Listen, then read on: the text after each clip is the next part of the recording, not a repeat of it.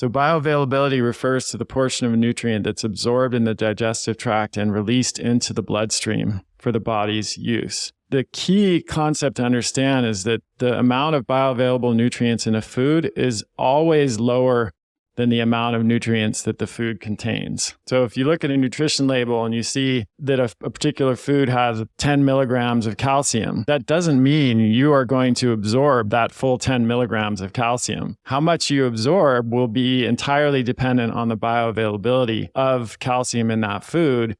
And that can vary hugely depending on the food. The bioavailability of calcium from spinach is only 5%. If you look at a label for spinach and it says 115 milligrams of calcium for one serving, you are going to absorb only 6 milligrams of calcium from that spinach. And that's because of oxalic acid and some other compounds that are present in spinach that inhibit calcium absorption. I'm so glad you're bringing this up because no one else has brought this up. So this is excellent. And I'd like to even add a deeper complexity that as a practitioner. I used to tell people you are not what you eat, it's what you digest and absorb. Chris Kresser co-founded the California Center for Functional Medicine and founded the Kresser Institute. He hosts the podcast Revolution Health Radio and created chriskresser.com. He's a New York Times bestselling author of the book The Paleo Cure and Unconventional Medicine. He's a leading figure in functional medicine and ancestral health. Kresser has trained over 2,000 clinicians and health coaches globally. He was named one of the most influential people in health and fitness and has appeared on The Dr. Oz Show, Time, The Atlantic, NPR, and Fox and Friends. So welcome, Chris. So excited to have you on Take Back Your Health. Great to see you, Amy, as always. Yeah, so we go way back, but for those that are not familiar with you, I always like to start out with our guest of just giving a little background of, how you got into what you're doing. You're certainly one of the original pioneers. We met way back in the day about ancestral health. You eventually got into functional medicine. You've had quite the career. So do you want to kind of tell us your background and how you really got, passionate about this? I came to it somewhat unintentionally through my own journey through chronic illness. In my 20s, I was traveling around the world and I got very sick in Indonesia with tropical illness, and that evolved into a decade-long episode of, struggle to get back to health. And along the way, I discovered what at that time was not really well known with paleo ancestral approach to health. There were just a few of the OGs like Lauren Cordain and Rob Wolf talking about it back then. And that made a big difference in my health. And I also then discovered functional medicine, which was also in its early days at that point. And then decided to go back to school to become a functional medicine clinician myself. And along the way, started treating patients, was getting phenomenal results. But as you know, Amy, the demand for functional medicine, especially at that time, far outstripped the number of people who were practicing. So I decided to start training other practitioners, launched the ADAPT practitioner training program back in 2016, and then launched the ADAPT Health Coach training program in 2018 to further expand our reach and our ability to help people.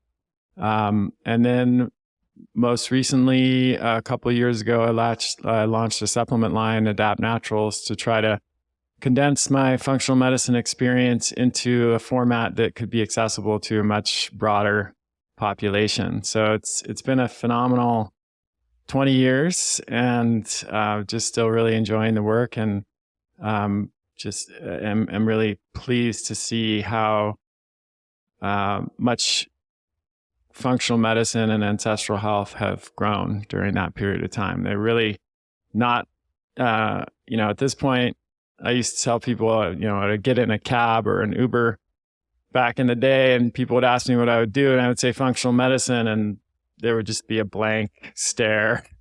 Like they had no idea what I was talking about. And these days, it's like, they're likely to say, oh, I see a functional medicine doctor myself, or my sister, sees a functional medicine doctor. And it's just amazing to have seen the progress and I know you've been a big part of that, and so many others in the field just pushing it forward. I know it is so incredible. I mean, I think probably we were both probably getting sick and dealing with our own health journeys around the same time. And there were not us, to go see. And so piecemealing it together ourselves. And then, yeah, exactly. I mean, I would always tell people, oh, I'm a functional medicine physician. And they would just look and go, what is that? And literally yesterday I was at the vet and, the people behind, I was giving out my email address. And so they heard the MD. So they started asking me, oh, what kind of physician are you? And I said, functional medicine. And then, even just the text behind the thing, their eyes light up like, oh, yeah, I know what that is. So it is really cool to see the progress. And thank you for, being one of the people to help get the word out. So I do think that most people, because of this podcast, are familiar with what is functional medicine. But why don't we talk about ancestral health? I mean, what exactly is that? Well, it's just the idea that all species on the planet evolved in a particular context, and they are adapted to survive and thrive in that context. So if you think on the simplest level, you think about like bacteria that evolved to live near hydrothermal vents deep in the ocean. If you take that bacteria and put them in a shallow tide pool, they're going to die because that's not the environment they evolved in. The conditions are really different.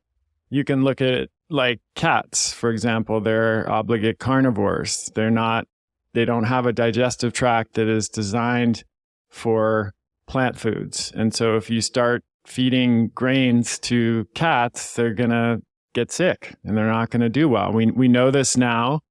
This is very well understood in zoology and biology.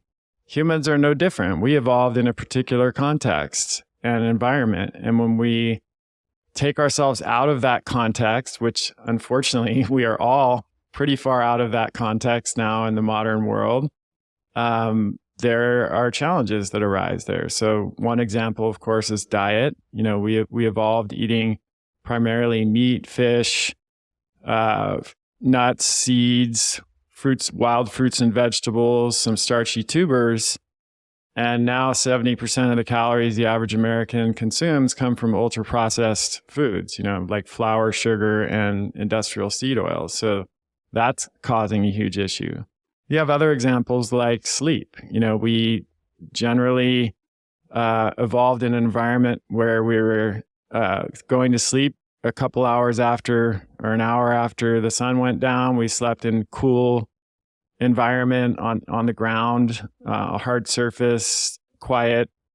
And that's completely different than most of us now are sitting on our phones, staring at screens until late into the night. And, there's noise pollution, there's light pollution, and that has an effect on our physiology. And you can just go on down the list through exercise, exposure to environmental toxins and so many things in the modern world that are really just in conflict with what our genes and our biology are adapted for.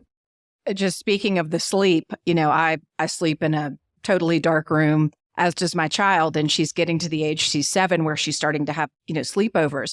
And the other children are coming, and it's like she can't, the other children need the night light, they need the bathroom door open with the light, and my child can't fall asleep, Right. And then we were just on a vacation in an Airbnb, and they had, a big skylight in the bedroom where and the noise pollution, travel in and of itself is so difficult just because you're out of your environment. But then it's just like, wow, people are actually building these modern homes. And sure, it looks beautiful in the master bedroom, but there is no window covering whatsoever. So I had bought some of that silver stuff that keeps you warm and asked the Airbnb people to tape it up over the thing for me. They probably thought I was nuts, but I travel with a sleep mask and earplugs for that reason, because you just never know where you're, what the environment's going to be like. And I need the same thing. I need dark and I need quiet. And I also need it to be cool. Cold. Which is a whole nother thing. I traveled with a chili pad, a sleep mask, an eye mask, but these are all things that I use even in my own home. So then, they could not outweigh this situation that I was in. We eventually moved because it was so bad. But back to the food. And so obviously the extremes or, the polarization is this, paleo or carnivore diet to the extreme processed foods that we're eating. But what do you say to the people that, just are proponents of grains, and have we evolved to be able to accommodate that? I mean, I think everyone can say that this ultra processed food is not really food, and we really should not be eating that. But what about just the simple grains and the beans and the things that are perceived by some as being healthy? Do you think that we have evolved at all to be able to handle those in moderation?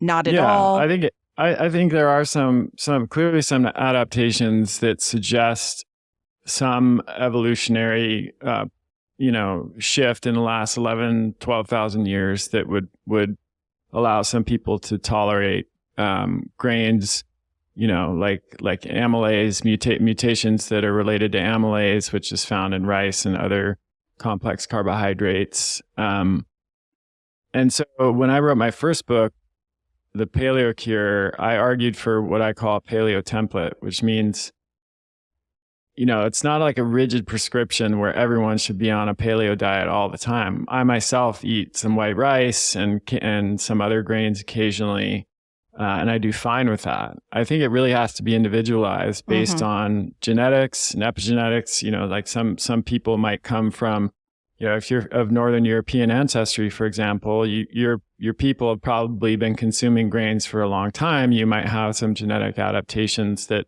make it more likely that you could tolerate them. On the other hand, if you have an autoimmune disease and you have intestinal permeability and, disrupted gut microbiome and just kind of a hypersensitive immune system, it may be that trumps the genetic adaptation and that you just really feel better without any grains at all. So I don't tend to be dogmatic about it. I think in my clinical practice, I saw a lot of variation from person to person. What I can say in general is that grains are far less nutrient dense than other foods. And so I don't believe that grains should constitute the majority of calories for anybody for that reason, no matter how well adapted you are to eating grains. And that I also think that if you are eating grains regularly, then taking steps to prepare them properly makes a lot of sense. So the Weston Price community has been really good about sharing information about this. But like from traditional cultures, they would soak grains in water and usually in some kind of acid medium. So they would add some kefir or yogurt or lemon juice or something like that. And what that does is it breaks down some of the compounds in grains that can be difficult to digest and absorb, and some of the and it eliminates or at least reduces some of the anti-nutrients that are found in grains. And so, you're soaking. If you're eating rice, you soak it overnight. If you're eating legumes, you soak them at least overnight, and that can make some of the nutrients more bioavailable, and it can reduce some of the potential issues that can come from eating grains and legumes. Right. Yeah. You and I are definitely on the same page. I talk about the autoimmune spectrum, and when people are really high on the spectrum, just dialing it in, doing, paleo or what I call the Myers way. And then, as their gut has healed, as their symptoms are resolving, being able to add in some of these foods again. And it's funny, I was a vegetarian for 27 years and ate a lot of brown rice and black beans and tofu. And now if I do eat rice, I too, go to white rice. And that's the only kind of rice, that my daughter really ever has. I'm not sure if she's ever even had brown rice because of, what I've learned since then. I think everywhere we turn, at least on my social media feed, the word nutrient dense is everywhere. But, and I think it's self-explanatory, but can you kind of dive into what really does nutrient density mean? And how do we, it's pretty clear that a cupcake versus, a piece of meat are going to have nutrient densities, but within the, healthy realm of food, how do we really distinguish the nutrient density of a food? Yeah, I actually think this is a really underappreciated concept in the nutrition world, because if you look at the last few decades, the focus has really been, when you look at nutrients in our food, they fall into two categories: macronutrients and micronutrients. And macronutrients are the things that most people are familiar with, right? Carbohydrates, fat, and protein. And if you look at almost all of the discussion about diet over the past few decades has been about macronutrients. Like, should you be low fat? Should you be low carb? Should you be high protein or low protein? And certainly macronutrients are important, but I would argue that micronutrient content of food is probably a bigger driver of health and longevity than the macronutrient ratio for most people. So when we talk about nutrient density, we're referring to the concentration of micronutrients and amino acids in a given food. So those are, vitamins, they're minerals, they're trace minerals, and then they're the amino acids that are the components of protein that build the scaffolding and tissues, and pretty much everything that happens in a body is mediated by an enzyme, which is a protein. So that is really what is most important when it comes to nutrient density. And I feel like if this had been a bigger focus over the past 30 years, we wouldn't have gotten so far off track. Like if you look at diets like Atkins or some of the, or some of the low fat diets, the only thing they seem to be concerned with is how much fat or is included. And so right, you get or carbs or protein. You get these low carb junk foods like the Atkins tortillas or whatever. When you look at the label of the tortilla, it's like a bunch of chemicals. I don't even know what half that stuff is, but as long as it doesn't have carbohydrate, it's okay. And same thing with fat. You get this concept of like the healthy breakfast being a dry bagel with cereal and orange juice because there's no fat. And, there's no consideration of just how devoid of nutrients those foods are in both cases. So I think nutrient density is actually the most important thing that we need to be thinking about when it comes to diet. And, I say like the way to think about it is with every bite of that you put into your mouth, you want to be maximizing the nutrient density of that food, both nutrients that you absorb and also nutrients for your beneficial gut bacteria. And those are actually different nutrients, and we can talk more about that later. Yes, I definitely want to get into that. And, our mutual friend, Sarah Ballantyne, recently came out with her new book, and I've interviewed her, and she has a very interesting way to look at nutrient density. Is that something you agree with? And, if not, where can people go for a resource? I mean, again, I think people can know in their mind that broccoli is healthy and a cupcake is not.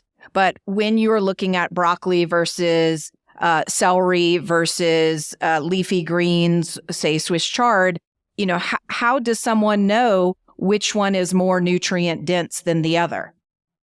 And then again, so I have a...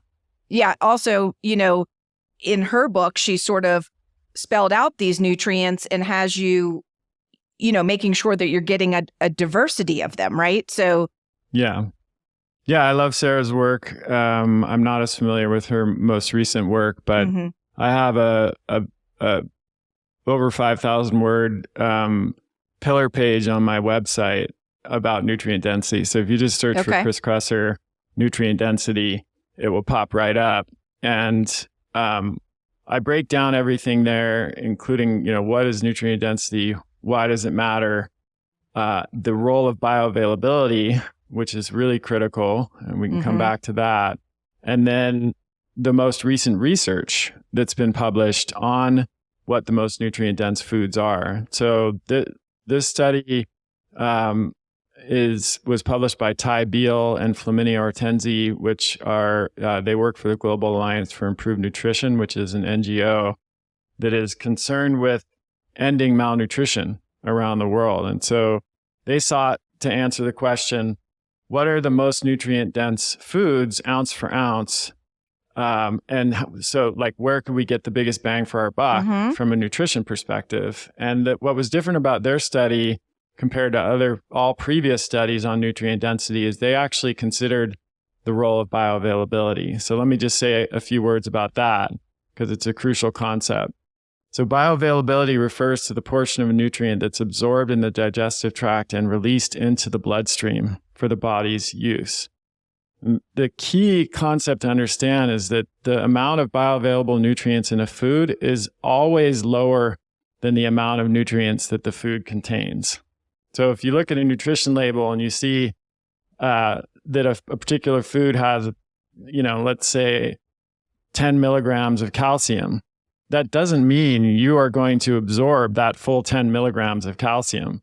How much you absorb will be entirely dependent on the bioavailability of calcium in that food, and that can vary hugely depending on the food. So to give you an example, the bioavailability of calcium from spinach is only 5%. So if you look at a label for spinach and it says 115 milligrams of calcium for one serving, you are going to absorb only 6 milligrams of calcium from that spinach. And that's because of oxalic acid and some other compounds that are present in spinach that inhibit calcium absorption. May I jump in for a quick second? Yeah, please. I mean, this is such, I'm so glad you're bringing this up because no one else has brought this up. So this is excellent. And I'd like to even add a deeper complexity that, as a practitioner, I used to tell people you are not what you eat, it's what you digest and absorb. So then you add in, if someone has leaky gut, if they're low in stomach acid, if they don't have digestive enzymes, they're going, depending on the individual and what's going on with them. Yeah. Right. SIBO, they're going to be able to absorb even less. So just throwing in that. Absolutely. Yeah. That's best case scenario, right? It's like the 6 milligrams of the 115, that's if everything's working as it should, which is rarely the case these days, unfortunately, because so many people do suffer from those issues that you mentioned. So that's a big deal. And this explains why, for example, you see studies that consistently suggest that people who follow exclusively plant-based diets tend to suffer more from deficiencies of certain nutrients because in most cases, when you're talking about essential nutrients, now by that I mean nutrients that we humans need but we can't produce on our own, so the core vitamins and minerals, they tend to be more bioavailable in animal foods than plant foods. Mm-hmm. So an example would be 15 to 35% of heme iron, which is the form of iron found in animal products, is absorbed, whereas only 2 to 20% of non-heme iron, which is found in plant foods, is absorbed. The same is true for zinc. You have EPA and DHA, which are fully, omega-3 fatty acids, preformed, that are only really found in animal foods. You can get ALA or alpha-linolenic acid in flaxseed and walnuts, but only 0.5% of ALA is converted into DHA. And that's, again, if things are going well. If people have nutrient deficiencies that affect that enzymatic conversion pathway, then they're not going to even convert it at that rate. And so going back to the study from Ortenzi and Beal, they actually considered bioavailability in the study. And that is so important for all the reasons that we just mentioned. Mm-hmm. And it will dramatically affect the results of a nutrient density study. Because going back to the calcium example, if you look at calcium on paper, you're like, wow, amazing. It's a great source of or spinach.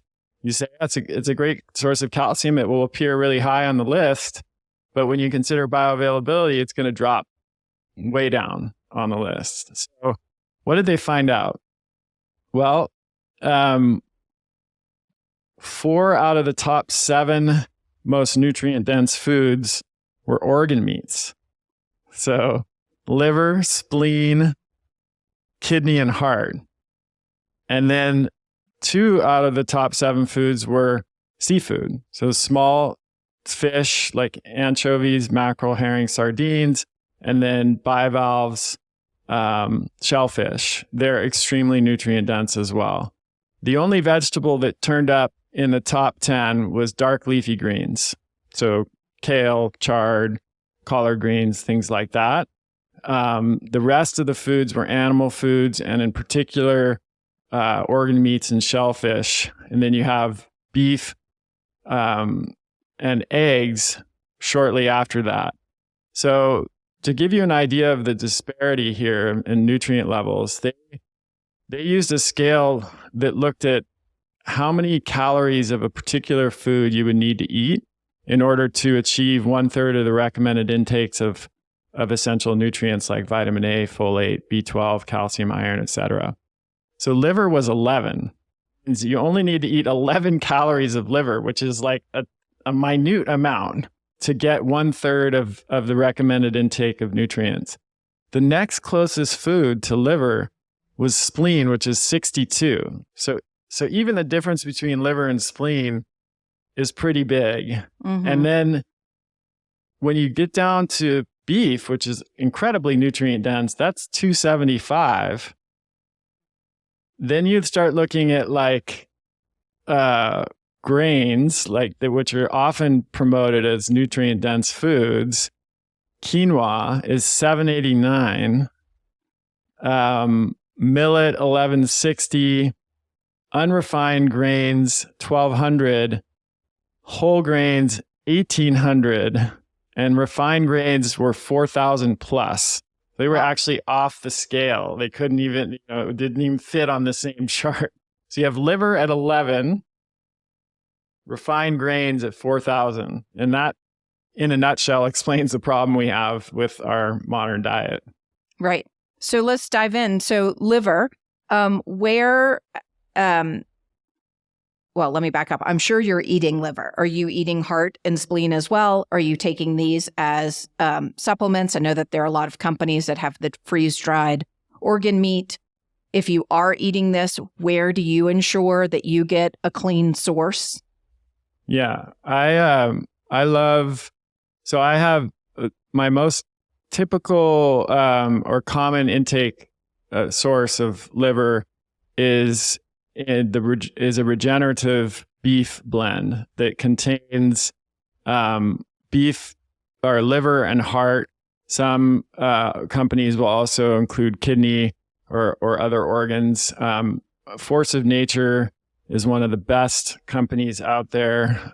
They're based in Austin, actually, and they have amazing regenerative beef. You can order it online. You can order their ground blends that have organs in them. And what I love about how they do it is they provide organs in the same ratio that they would that they appear in the animal, right? Oh, so it's excellent. And it makes sense. So they're not like harvesting extra animals to get more organs. They're just providing the appropriate amount of organs with that you would see in proportion to the size of the animal. I also I'll have chicken liver pate that I get from a local farm. I pretty much source almost all of this stuff locally because I live in an area where I'm surrounded by regenerative ranches that do an amazing job. But if you're not, then you can order from a place like Force of Nature, and you can get the organ meats. And if the taste bothers you, one trick is if you're cooking ground beef, for example, and you like taco seasoning, like Siete Family Foods, which is a great company that makes a lot of autoimmune friendly products that we both know, Amy. They have some great taco seasoning powder, for example, and you can just add that to the ground beef and cook it and simmer it for a half hour. And I would say almost everyone is not going to even taste the organ meats in that situation. And if you just eat that ground beef, you can cook up a couple of pounds and just eat it throughout the week in different dishes. That's a phenomenal way to get organ meats into your diet. Excellent. And supplementing too. I don't like spleen. I've never been able to get to spleen and kidney and pancreas. I just have not really been able to work into my diet. So I do supplement with those organs because they have different benefits and different nutrient profiles in liver and heart. Yeah. I mean, being a vegetarian for 27 years, just eating meat is, I do it for health reasons. I mean, there are times where I crave it, but a lot of times I still don't really like it, but I eat it. Food is medicine. But moving into the organ meat, so I have often just, supplemented. And let's talk about seafood and the crustaceans And, normally what I was trained to think is that, oysters, shrimp, all of these are bottom feeders, and therefore they're really full of a lot of toxins. After talking to Sarah, she said the research is really showing that they filter it out. Did this study address that at all? The one that you were referencing? It didn't address toxin. It addressed the nutrient densities. But I also have seen the same research that Sarah mentioned, and they are master filterers. I mean, that's pretty much what they're doing all the time, is filtering. That's how they eat, and that's how they survive. And so they're very effective at doing that. It's a similar argument to people used to say that about liver. Like, why would I eat liver? Because liver is the organ that detoxifies. Well, the liver does detoxify. So it moves toxins through the liver. And the toxins, if any toxins are stored, they tend to be stored in the fat tissue. So if you're eating dairy products, for example, full fat dairy products, it's really important to get organic pasture-raised dairy products rather than conventional dairy, because toxins, if cows are taking in toxins through their food supply, then they're more likely to be stored in the fat tissue or the fat of the milk than they are in the liver or the organs. Right. I mean, and now we have to worry about even our organic and grass-fed meats just because of the pesticides, just things dropping from the air, right? And being in the air supply. I try to work on a motto of empowering people and not scaring people, but even myself can get a little down in the dumps at times. That's right. Trying to find. It's challenging. There's no invisible wall that divides the organic farm from the non-organic farm, right? There's going to be some, but I think all things being equal, their studies are clear that the organic and pasture-raised varieties have far fewer toxins than the conventional ones. So, and the good news is, if your body is functioning well and you're doing all the right things, you're eating a nutrient-dense, diverse diet, you're exercising, you're limiting your exposure to toxins to the greatest extent possible, we do have capacity to detoxify. And so, can we avoid all exposure? No, but we can, if we do the right things, I think, have a really good shot at staying healthy and well and living a long, vibrant life. I agree. I always say, control the things that you can in your own home and your work environment. And then, when you go out, make the best choices that you can. I mean, it's difficult, particularly if you're a person that travels, to eat 100% organic unless, of course, you're only cooking for yourself when you're traveling. But still, that becomes very difficult.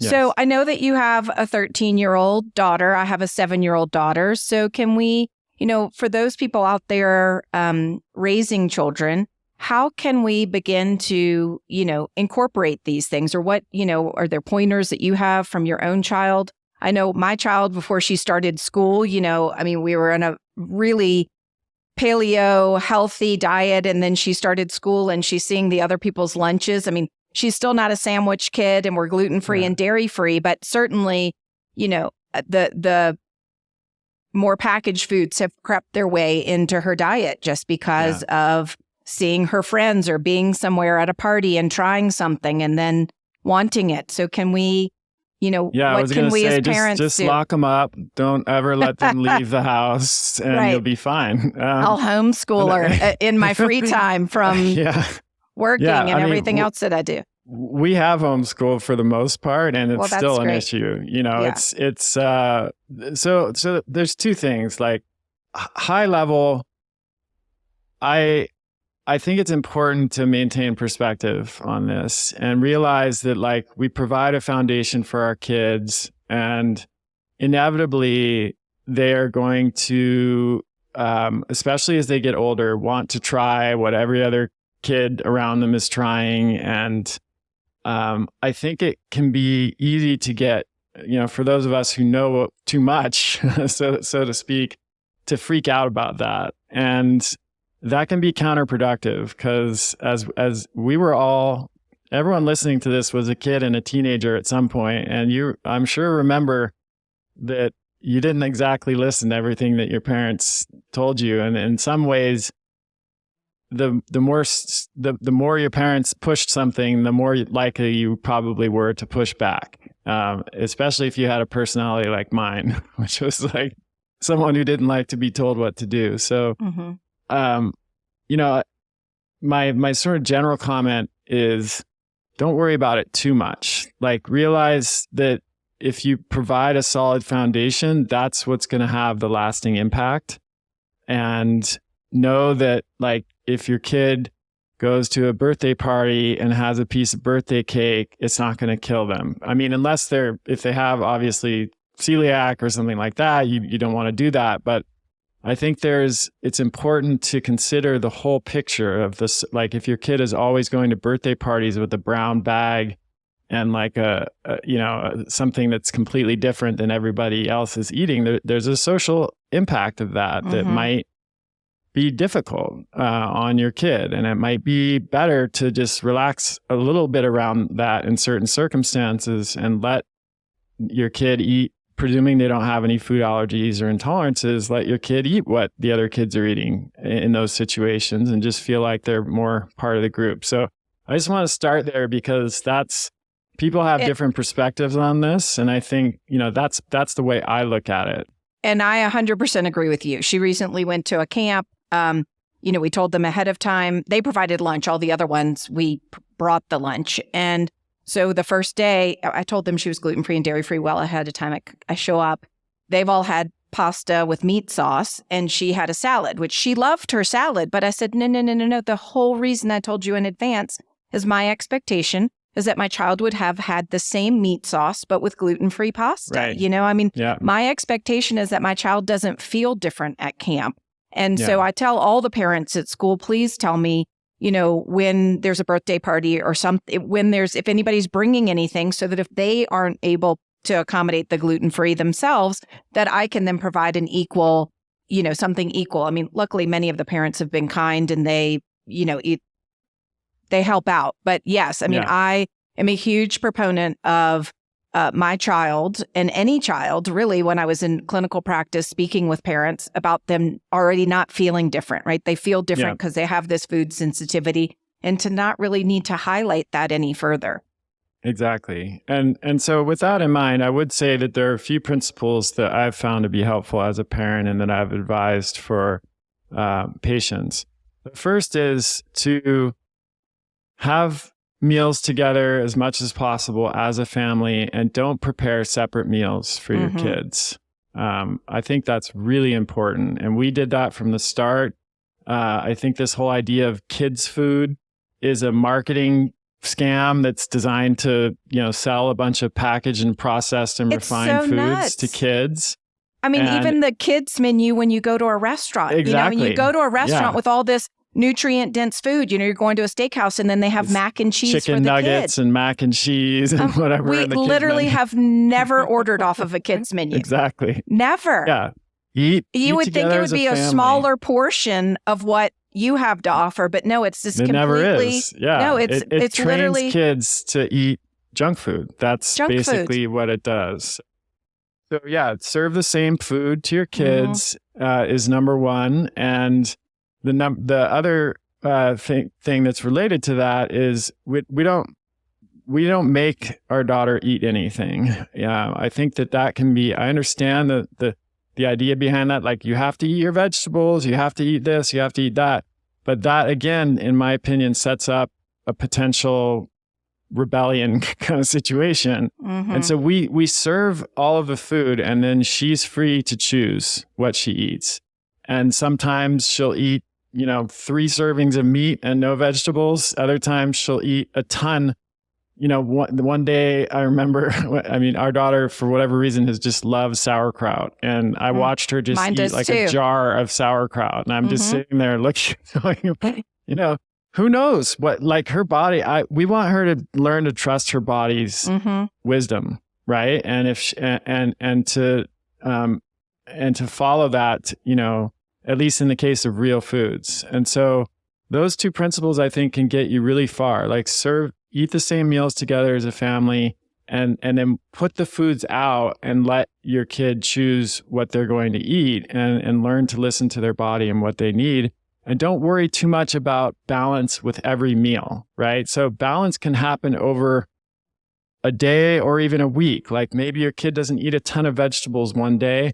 Maybe they eat more vegetables the next day. You know, it doesn't, if you think about how we probably ate in an ancestral environment, we didn't sit down and have like, okay, a little portion of meat and vegetables and, you know, starch with every meal. Is like we killed a big animal and ate a ton of meat, or then we discovered a beehive and just ate a whole bunch of honey. And, you know, right. You know, we came across some tubers in the ground and ate a bunch of tubers. Like that's probably more normal for humans than this like very regimented kind of approach.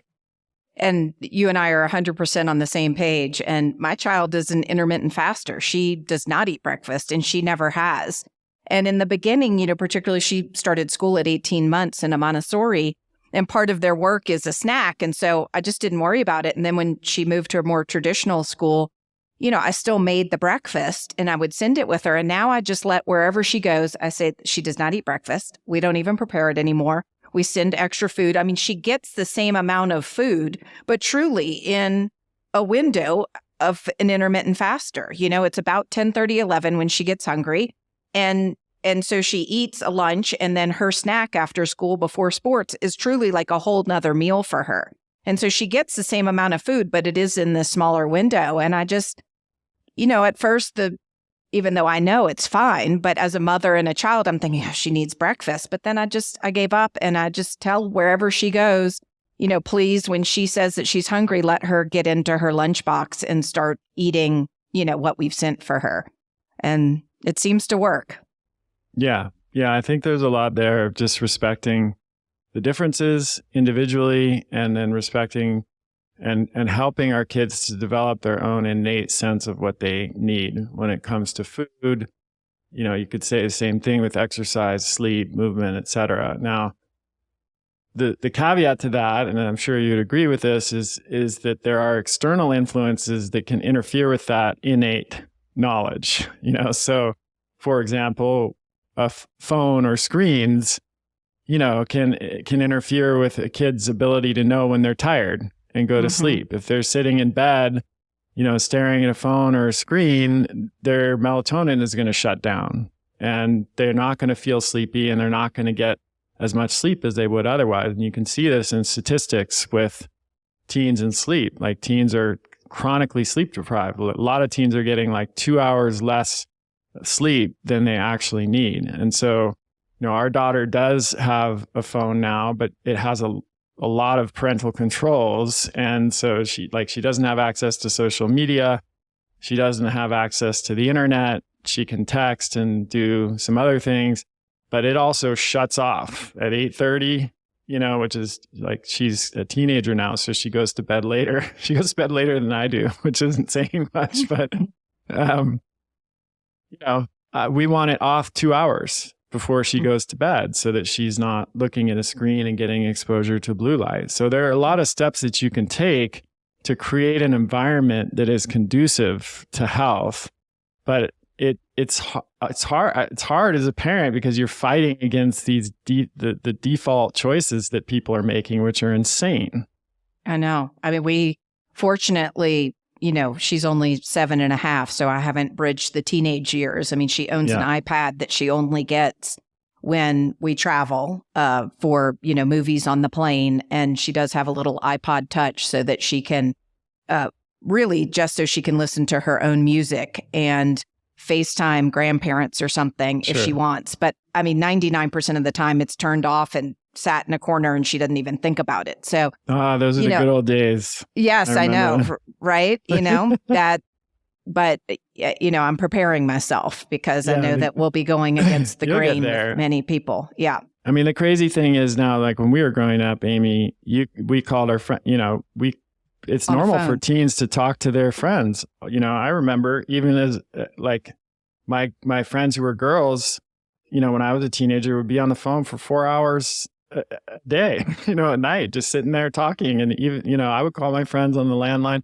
Nobody has landlines anymore. So if you want your kid to be able to communicate with their friends, then a phone is part of the is part of the equation. So you just have to figure out how to do that in a way that is going to like provide the benefit of social connection without all of the other stuff that comes with that. And I think that limiting access to social media or just not even providing any access to social media is the number one most important thing, especially between girls between the ages of 11 and 13. That's an extremely vulnerable time developmentally for a girl, where she's really developing her sense of self and her own kind of inner compass. And the effect of social media apps like Instagram and Snapchat, where it's totally based on likes and approval. Young girls in particular are so susceptible to that at that period of time, and it can really take things in a bad direction. There's a great book about this called The Anxious Generation by Jonathan Haidt that just came out, which I highly recommend for any parent, particularly parents of girls, but boys have, more different issues, more of a tendency to go into video games and pornography and things like that. So, these are all part of going back to that first question you asked me about the ancestral lens. This is all part of how we try to maintain some alignment with what the environment that we are ancestrally optimized for in a world that is really constantly taking us away from that. And, I think that might, I don't know, be part of your reasoning for moving to Bend, Oregon. It certainly was part of our reasoning for being part of our time in Santa Fe, New Mexico, that you have the mountains, you have the outdoors. We actually do have a landline because we're on several acres and don't have a great Wi-Fi service, which is really wonderful in some ways in the house. And then our house is built out of pumice-crete and steel. So I did get a landline just, for emergency services. And then I was just thinking as you were doing that, my mother and I fighting over the phone, because some people, had money and they had several landlines, 2 lines. We didn't have the privilege of that. So there was one phone in our home, and it was like, Mom, are you off? I need the phone. So I was just sort of envisioning, handing my daughter the landline when she's ready to talk to her friends on her cell phone in a few years. Yeah. She'll probably kill me. I'm glad you brought that up. Outdoor exposure to nature, I think, is one of the most important things we can do for our kids. And you're right. We lived in the Bay Area and we moved to Park City, Utah for several years. And that was the big impetus of that move. Just being in a mountain town with, immediate access to nature, like walking out our door. And then here in Bend, it's very similar. We've got a river that goes right through town. We've got mountains and wilderness all around. And our daughter is an equestrian. So she got into riding horses in Utah.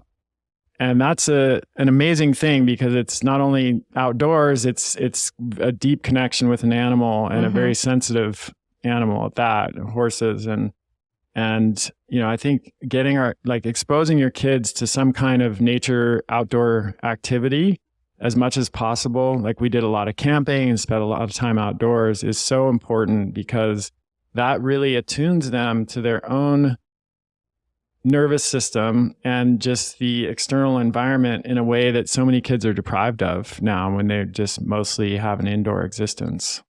And you think because they have this movie and this iPad that, when you go to nature and there's literally nothing to do other than to go on a hike, or sometimes when we're camping, we're literally just sitting there, looking at bugs or looking at a leaf or looking at a flower, that it wouldn't entertain them in the same kind of way. And I really worried, is she going to enjoy this? And she loves it. And it is as entertaining, if not more, than the screen. It's just that so many people don't try it, right? It's easy. Here's the screen. For sure. We don't have to get out. We don't have to do it. So and they're like us. I mean, so our daughter now, she's 13, and she's as susceptible or more than any adult because of her age to the allure of the screen. But she is also very much aware of its impact on her and what happens when she doesn't have access. So we do a multi-day river trip every year where we go rafting spend, usually with an outfitter, and we spend, 5 days rafting down a river and camping on the side of the river every night. And these are in deep in the wilderness, there's no cell service. Nobody has a phone. Nobody is interacting with the screen at all. And it's a unique thing at this point in our world. Cause even when you go on most vacations, people have their phones, they're on their computers, they're sitting on the beach with their phones. There's very few places now where you can fully escape this. And without exception, at the end of these trips, she says, "Dad, I don't want to leave the river." Because she just feels it. She knows how good it is to have that experience. And it's so important, I think, again, going back to what we can do to support our kids, just providing these kinds of opportunities is really, really critical. So critical for ourselves and for them.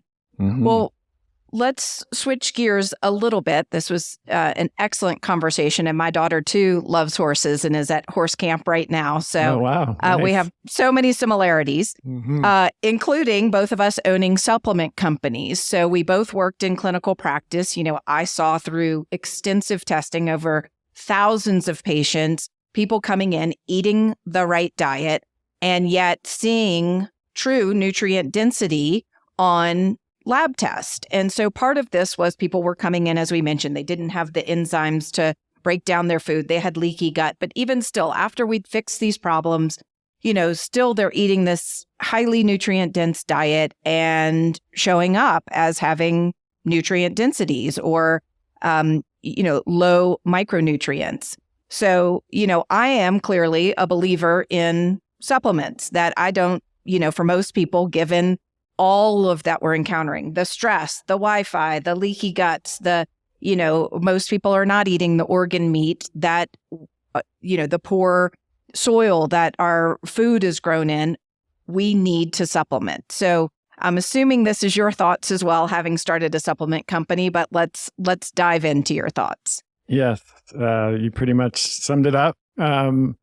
In a perfect world, we wouldn't need to supplement, and we are not living in a perfect world, as I think we've established in this conversation, and we've barely even touched on so many other factors, like you mentioned changes in soil quality briefly. Well, the impact of that has been enormous. There's been a 30 to 50% decline in the level of nutrients in foods just in the last 50 years, not to mention over the past 200 years. So even if you're eating a perfect diet, you're not getting the same level of nutrition that your parents or grandparents got from eating the exact same foods. You'd have to eat oranges today to get the same level of nutrients that our grandparents got from eating a single orange. So that's a profound change in just 2 generations.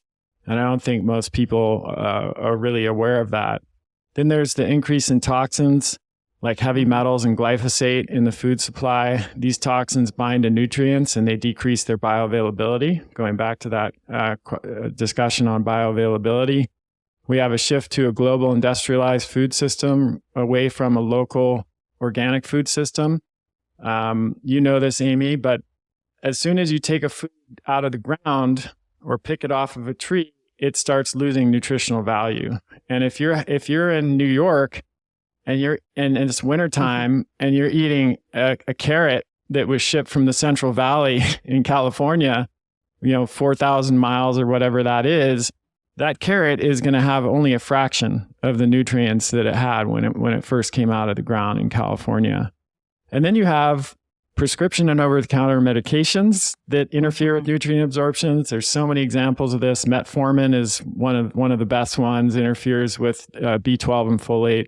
But so many, PPIs, acid suppressing drugs, they inhibit stomach acid production, and we need stomach acid to absorb minerals and vitamins. So many people are on those medications. And then you have chronic disease itself, which decreases nutrient absorption. And not just gastrointestinal issues like you pointed out, but diabetes and so many autoimmune diseases and so many other conditions interfere with nutrient absorption. So when you put all of those things together, I just think it's impossible at this point to meet all of our nutrient needs through food alone, even if you are doing all of the right things, which, let's face it, most people are not. So that's that's how I ended up starting Adapt Naturals, much like you with your supplement line. And what were you seeing as some of the top nutrient deficiencies in your clinical experience? Yeah, so in my clinical experience, matched pretty closely with the research. So I'll just throw out a few stats. 100% of people don't get enough potassium. That seems insane. I mean, realistically, it's 99.98 or something, but you just round it up to 100%.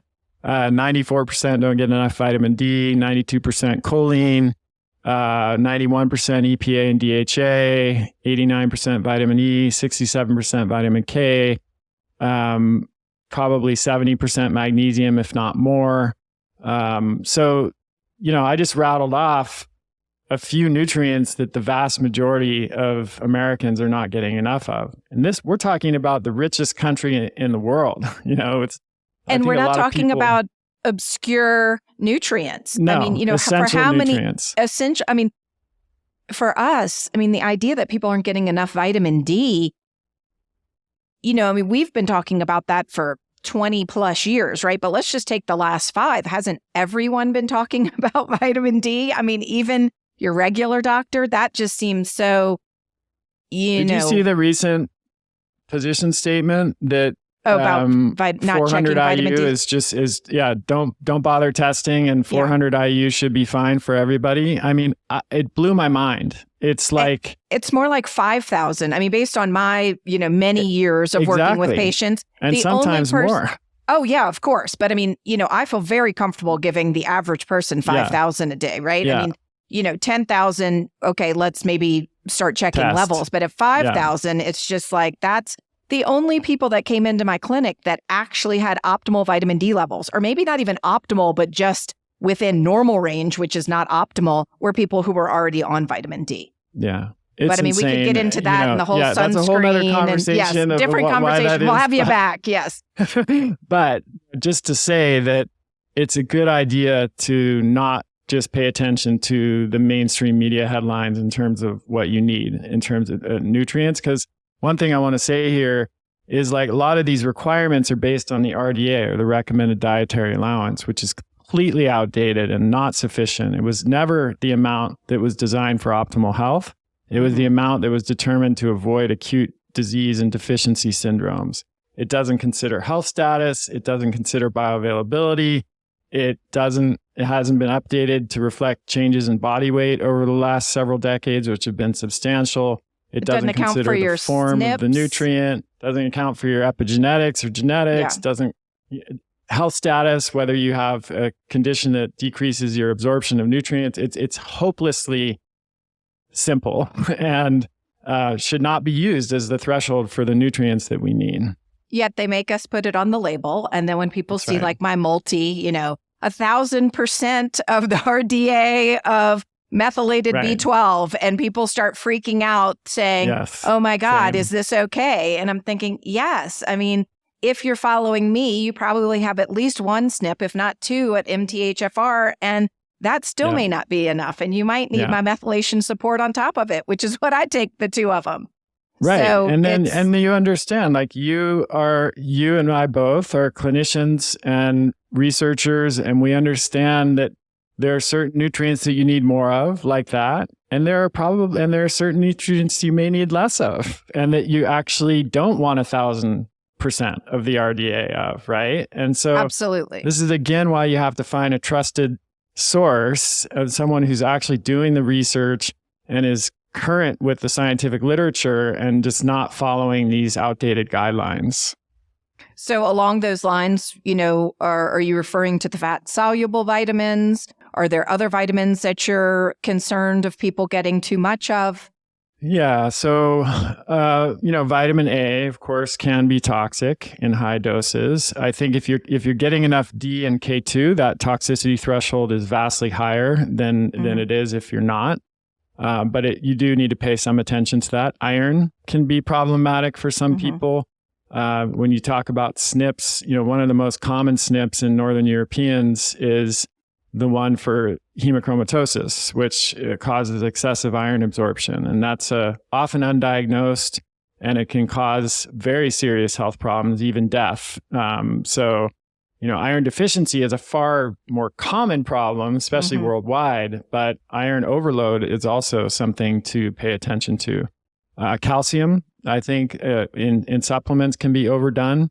We need calcium, of course, but if you have too much calcium, it can harden your arteries essentially and cause kidney stones. Iodine can be problematic for people with autoimmune thyroid conditions in high doses. And as you know better than anyone, there are a lot of people with autoimmune thyroid conditions out there. Copper also can be problematic in high doses, especially if zinc is low. And then I don't see this very often, but I have seen people with megadosing vitamin D for like years. They're taking 50,000 IU per day, and then they come in and they have 130 vitamin D level, and that can be problematic too. So those are the ones I tend to think most about. But clearly the way more common problem is not enough rather than too much. Right. And just for those listening, vitamin D, A, K, and E are the fat-soluble ones that traditionally you really do need to monitor. I mean, in my experience, most people can tolerate about 5,000 units of vitamin D with K without any problem. If you're getting above that, I do definitely recommend that, people are checking their vitamin D levels. And then, yes, you are correct in terms of the others as well. And that's why when you see a supplement, say a multi with iron in it, it usually has the child-proof cap because iron can be toxic, particularly to children if you're taking too much of it. Absolutely. Well, yeah. And then I guess maybe final question before my actual final question is just about, I briefly mentioned methylated B12. Do you want to talk about making sure that we're getting certain vitamins or micronutrients in the most bioavailable form so that our body can use them, since bioavailability was really one of the main, I think, take-homes of really this talk? Yeah, for sure. I'm glad you brought that up. It's so important. Most of the humans are adapted, going back to the ancestral lens, to get nutrients from food. That's how we got nutrients for the vast majority of our evolutionary history. And the food-based forms are typically the forms that are most bioavailable. That's not always the case. There are some situations where we've been able to improve on bioavailability with like liposomal preparations or things like that. But, if you're talking about just standard forms of nutrients, the food-based form is typically, or the naturally occurring form is typically the most bioavailable. So you mentioned one example, which is methylated B, so methyl B12, or adenosyl B12 is another more bioavailable form, versus cyanocobalamin, which is a synthetic form that is not very well absorbed.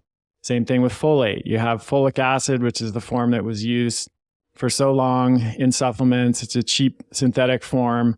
A lot of people are not able to convert that into active folate, and they can end up with unmetabolized folic acid in their blood, which has been linked to an increase in cancer and other things that we definitely want to avoid.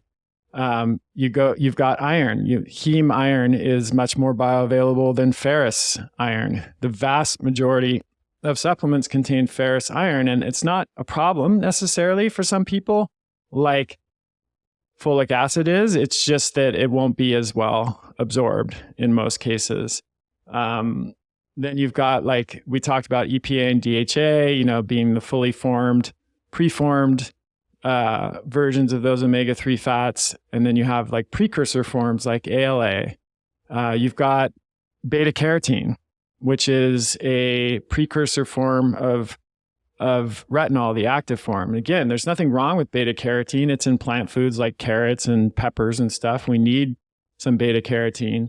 But some people have trouble converting beta carotene into retinol. And so in those cases, supplementing with preformed retinol may be a better idea than taking only beta carotene. Vitamin K1, some of it gets converted into K2, but not efficiently in a lot of people. So it can be helpful to take vitamin K2 in addition to K1. So there's so many examples like that. And this is, again, where, following someone like you, Amy, people who understand these concepts and are formulating supplements with that in mind, because the reality is these forms of nutrients are more expensive.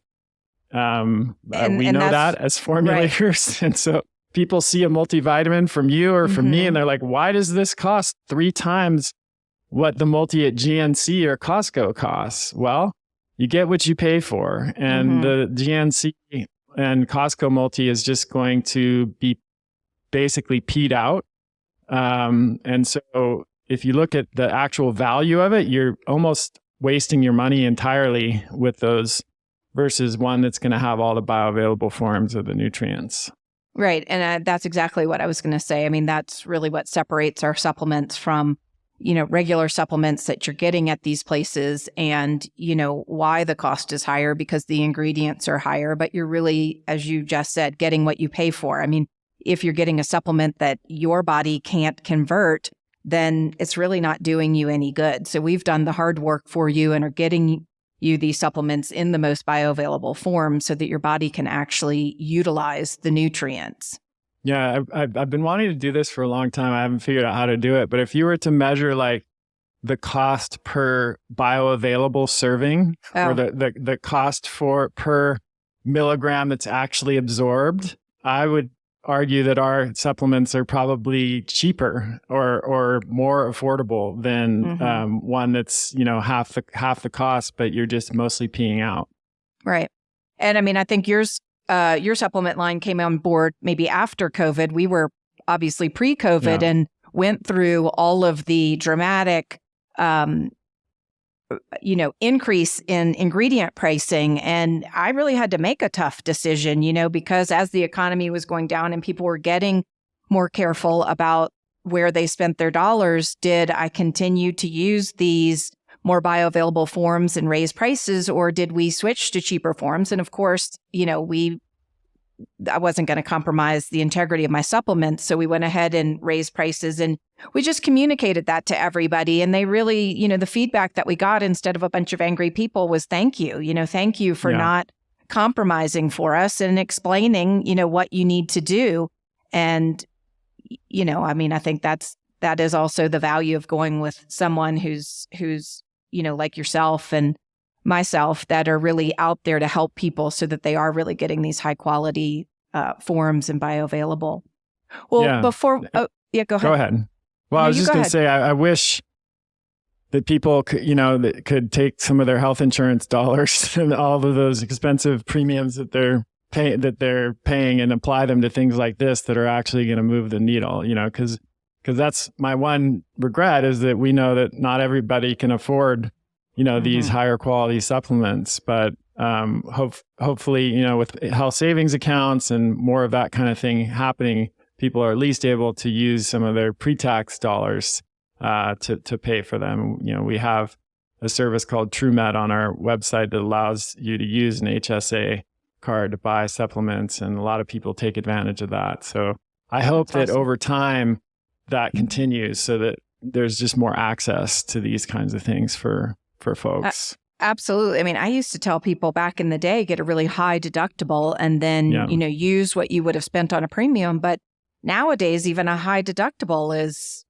extremely expensive. I mean, it's hard to get a high deductible in the premiums. But I mean, back in the day, that used to be a good strategy. Just get a really high deductible for, an emergent situation, and then use what you would have spent on your premiums for all of this preventative care. And that doesn't seem to be something that you can do these days. So that, again, whole nother conversation about that. But I think, my mission is to empower the world to achieve optimal health. And that's really the purpose of this podcast, is to help get the word out about, different people they can follow, different places they can go, just what are the options out there? Because I do believe as the demand increases, then the cost of things will come down. And so that's really, I don't think this is going to change from the inside out with medicine. I've always believed that this would change from the grassroots movement. And I think it has, think back to when we met many years ago at the very first, Paleo FX, and, it was a small crowd. And then over the years it grew, and just how we started this whole conversation about When we started, we would both say we were functional medicine practitioners and people would look glass-eyed, and now people know what that is. So it's been slow to come in some ways and really fast in other ways. And that's really the point of, having this podcast and getting the word out. So what Absolutely. I like to ask all my guests before we part ways are, what are 3 ways that our listeners can immediately go to take back their health? What are 3 things they can do? I think eat real food is my most condensed dietary advice that I can come up with. I agree with Michael Pollan in some ways there. If most people just ate real food and cooked at home, we'd be 80% of the way there. I think that's a huge one. Get enough sleep. I know that's easier said than done for most people, but if you sleep in a cool, dark room and you limit your exposure to screens, at least an hour before bed, and you make sure you're giving yourself 7 to 8 hours of time to sleep, I think that along with diet are the 2 biggest levers that we can engage for our health. And then the third one would be to move around a lot. And I specifically say that because I think a combination of reducing sitting and sedentary time and exercise is what's needed. Even there's studies that have shown that if you exercise the recommended amount, but you're sitting all of the rest of the time, you're still going to be at significant increased risk of disease and early death. And so I'm a big advocate of finding things that you love to do and that are fun, because you're going to be way more likely to do those on a consistent basis. And if you can find things that are fun, that you love to do, that are outdoor, you get bonus points, because then you're spending time in nature, you're getting exposure to sunlight and extra vitamin D and nitric oxide production. So I'm a huge outdoor activity person myself. In the winter, I'm skiing, doing all kinds of mountain activities. And in the summer, mountain biking, paddleboarding, kayaking, surfing. As much as possible, find something you love to do and just move your body as much as you can. So I, so love doing these interviews because I always myself learn something every interview. And though I know both of these things, I think it's been really great that you've really highlighted. And so I'll just reiterate them, which is the bioavailability of food, of supplements. And so, just back to the spinach and, that you're only absorbing 5% of that calcium. That's a really important point. And then this, yes, we're so, if you just, again, looking at social media, it's all about, this workout or that, but nobody's really talking about exactly what you just said. If you go work out really hard, but then you spend the rest of your day at a desk job, what did that really do for you? So I love that you've highlighted about, just moving all the time and, including exercise in that, but being aware of sitting. So thank you for highlighting those 2 aspects. And so where can people find you these days? ChrisKresser.com is my main website, and that's where I have all content, free ebooks, books, etc. And then the supplement brand is adaptnaturals.com. Awesome. Well, thanks so much. It was so great to catch up with you. And, if you're ever out this way, let me know, and I'll let you know if I'm out in Bend. Yeah, please do that. It was a pleasure to speak with you, Amy. I really enjoyed it. I want to thank this week's guests for sharing their time and knowledge, and thank you for listening. To read the full show notes for each episode, which include a summary, timestamp, quotes, and any resources mentioned, please visit amymyersmd.com/podcast. Lastly, if you've enjoyed this episode, I'd love if you would leave a rating and a review on Apple or Spotify, and we'll select a few to read out loud in a future episode. Tune in next week to hear from another inspiring guest as we help you take back your health.